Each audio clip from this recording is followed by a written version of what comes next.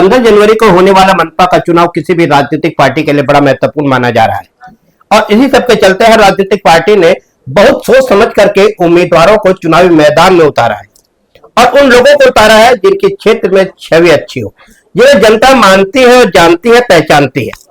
क्योंकि कहीं ना कहीं उम्मीदवारों की छवि का लाभ संभवतः इन चुनावों में उम्मीदवार को हो सकता है और उसी सब के चलते भारतीय जनता पार्टी ने बहुत सोच समझकर विश्वास करके प्रभाग 21 से पूनम बिटलान को उम्मीदवार बनाया है, अधिकृत उम्मीदवार बनाया है। आपको बता दें कि पूनम बिटलान वसई विरार शहर महानगर पालिका क्षेत्र अंतर्गत किसी पहचान का मोहताज नहीं है।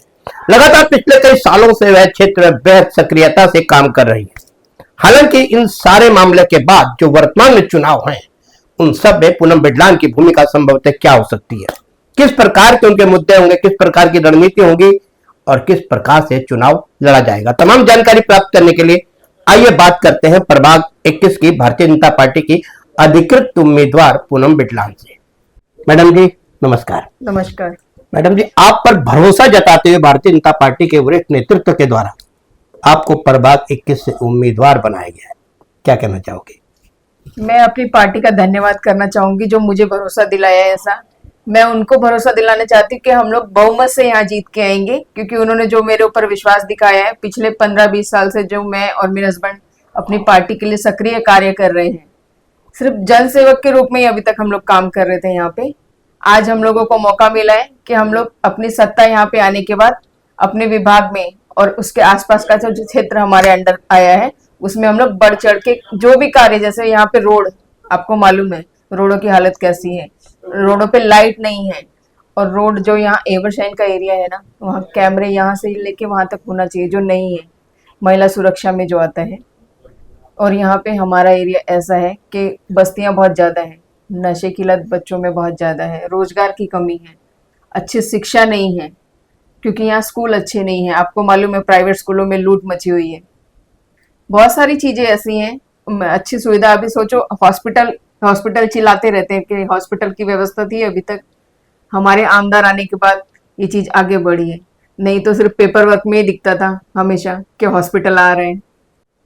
मतलब तमाम असुविधाएं हैं यहाँ पर और आपराधिक दृष्टि से भी क्षेत्र काफी संवेदनशील माना जाता है। इन तमाम विषयों को ध्यान में रखते भारतीय जनता पार्टी ने आपको उपयुक्त उम्मीदवार के तौर पर अधिकृत उम्मीदवार घोषित किया है, ये कहना चाह रहे हो आप? दूसरा, आपको एक चीज बताइए, अगर आपको उम्मीदवार नहीं बनाया जाता तो आप पार्टी का विरोध करते? जी नहीं, बिल्कुल नहीं। मैंने तो पहले ही बोल दिया था कि आपका जो आयोग ये रहेगा, हम लोग उसके साथ खड़े हैं।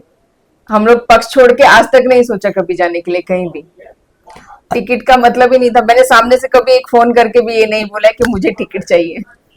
अच्छा, आप प्रभाग 21 से चुनाव लड़ रहे हैं, प्रभाग 21 की स्थिति क्या है, वोटर कितने हैं और ये पैनल में आपके साथ कौन कौन है? हमारे वोटर्स 38,800 टोटल वोट है यहाँ पे। मेरे प्रभाग में मैं, विशाल जाधव, उमेश माली और शिल्पा सिंह, हम लोग 4 हैं।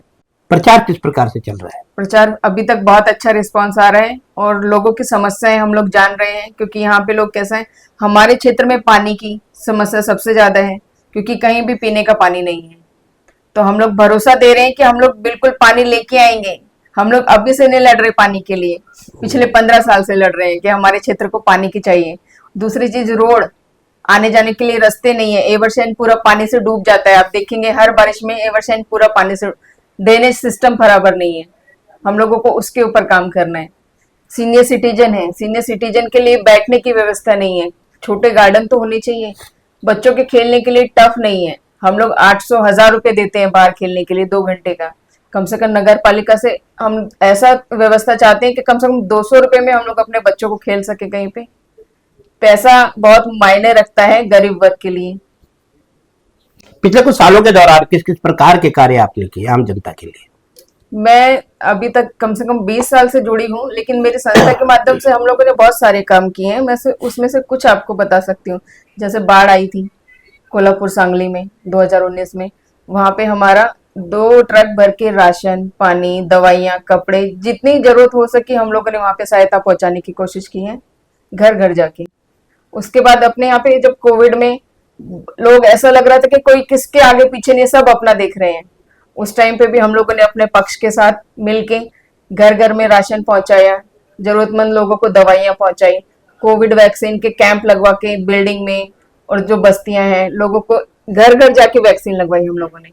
महिलाओं के लिए विशेष तौर पर आपके द्वारा क्या क्या प्रकार के काम किए गए? महिलाओं के लिए हम लोग बीच बीच में कैंप लगवाते हैं कि उनको सिलाई मशीन हो, दूसरी चीजें जैसे बचत गट हैं उनके थ्रू हमको कुछ स्वयं निधि आती है जो 10,000, उनकी योजनाओं का फायदा कैसे महिलाओं को पहुंचाया जाए, और दूसरी शिक्षा जो उनके बच्चे पढ़ रहे हैं और वो अच्छे ट्यूशन में नहीं जा पाते, तो मैंने थोड़ी फ्री क्लासेस जो मेरे साइड से हैं वो शुरू की हुई है, और आगे जाके उनको रोजगार कैसे मिले, क्योंकि अभी हम लोग बाहर जाते हैं, हम लोग चाहेंगे कि हम लोग उनको रोजगार यहीं दे सकें। महिलाओं से संबंधित जो लगातार आपराधिक मामले सामने आ रहे हैं उनकी रोकथाम के लिए आपने किस प्रकार के कार्य किए? जी, महिलाओं के लिए हम लोग, मेरी तरफ से देखा जाए तो मैं बहुत सारे ऐसे सोचती हूँ कि महिलाओं के लिए बहुत कुछ करना चाहिए, लेकिन कैसे सपोर्ट आना चाहिए हम लोगों को सामने से। और इस बार मैं आपको लास्ट 2 साल पहले का बताती हूँ। श्रद्धा वालकर हमारे यहाँ पे एक एवरसैन में लड़की रहती थी जिसको आफताब करके उसका नाम था, उसने उसका मर्डर कर दिया, 35 टुकड़े किए ले जाके दिल्ली में। तो वो यहाँ जब जीवित थी तब मैंने उसकी कंप्लेंट कराई थी उस टाइम पे, लेकिन उसको उस टाइम पे उसने अपनी बातों में फंसा के मना के वापस ले गया, तो वो चीज वहीं रुक गई। लेकिन बाद में मुझे मालूम पड़ा मीडिया के माध्यम से कि उस लड़की का मर्डर हो गया है। मुझे बहुत दुख हुआ। उस टाइम मैंने सोचा उसकी सहायता करनी चाहिए, तो मीडिया के माध्यम से उस टाइम जो हम लोगों ने एनसी की थी उसकी कॉपी मैंने मीडिया के माध्यम से पुलिस तक पहुंचाई और उसको एफआईआर कराने में सहायता की। अभी भी मैं उसकी गवाही के लिए दिल्ली जाती हूँ ताकि उस बच्ची को न्याय दिला चुकी, क्योंकि अभी तो उसके माँ बाप भी नहीं है, दोनों ऑफ हो चुके हैं। अभी भी मैं उसके सपोर्ट में खड़ी हूँ ताकि उसको न्याय मिल सके। वर्तमान में जो चुनावी माहौल है, जिस तरह की परिस्थितियां सामने आ रही हैं, कल महाराष्ट्र के मुख्यमंत्री देवेंद्र फडणवीस जी नाला सोपारा में आए और कई प्रकार की योजनाओं के विषय में उन्होंने कहा। क्या लगता है उनके आने से जो जो उन्होंने कहा, जो प्रभाव आगे आने वाले समय में किस प्रकार का होगा, इस चुनाव पर देवा भाऊ के नाला सोपारा में आगमन का संभवतः क्या प्रभाव पड़ सकता है? देवा भाऊ के आने से लोग और उनके पूरे जितने जनसेवक है यहाँ पे और कार्यकर्ता, मैं कहूंगी कि सिर्फ कार्यकर्ता नहीं, लोगों में भी उत्साह है, क्योंकि यहाँ पे जो झूठ फैलाया जा रहा था ना कि लोगों के घर तोड़े जाएंगे, ये बिल्कुल गलत था। हम लोग लोगों को पहले से भी बता रहे थे कि ऐसा कुछ नहीं होने वाला है। अभी इनके पास कुछ मुद्दा नहीं बचा है, इसलिए वो एक झूठा मन गढ़ंत मतलब बोलते हैं ना, ऐसा आपके उसमें फैला रहे हैं कि आप घर तोड़े जाएंगे। देवा भाऊ और हम लोग ये पहले से ही बोल रहे थे कि जीआर जो निकला है 2011 का, उसके तहत आप लोगों को घर नहीं तोड़ा जाएगा। एसआरए की स्कीम आ रही है, क्लस्टर योजना है, आपके घर लीगल हो जाएंगे और आपको घर घर पानी मिलेगा, अच्छे रोड मिलेंगे। देवा भाई ने भी हम लोगों को यही बोला। हमारी लाडली बहनाएं हैं, लाडली योजना जो उन्होंने शुरू की है, मतलब महिलाओं के बारे में बढ़ के सोचते हैं। उसके अलावा अभी देखिए उन्होंने एक और लखपति दीदी जो योजना है, ये क्या है? ये लखपति योजना कैसे है, हम लोग जैसे अभी लाडली बहन योजना है, सेम वही लखपति योजना भी है। कुछ महिलाएं जो स्वयं रोजगार ये करती हैं, उनको बढ़ के आगे कैसे हम सहायता कर सके, उसके लिए वह काफी बेहतरीन कार्य किए जा रहे हैं महिलाओं के लिए। ठीक, जीत के प्रति आप कितने सुनिश्चित हो? 100% मैं सुनिश्चित हूँ, क्योंकि मेरा एक जो पैनल बोलते हैं ना, हम बहुत मजबूती से काम कर रहे हैं और लोगों का रिस्पांस बहुत अच्छा है। जी धन्यवाद। आपने देखा कि किस तरह से हमारे सभी सवालों का बेधड़क होकर के उन्होंने जवाब दिया। महिला सुरक्षा के विषय पर उन्होंने अपने विचार रखे, साथ ही कहा कि देवा भाऊ के नाला सोपारा में आगमन के इस चुनाव पर सकारात्मक प्रभाव भी पड़ सकते हैं। वही उन्होंने कहा कि तमाम प्रकार की अफवाहें फैलाई जा रही है, उन अफवाहों पर भी देवा भाऊ के आगमन से विराम लगने की पूरी संभावना है। वही देखना यह होगा कि जैसे जैसे समय आगे बढ़ेगा, परिस्थिति आगे बढ़ेगी, चुनावी माहौल किस प्रकार का होगा और अंततः इस चुनाव का आखिर परिणाम क्या होगा।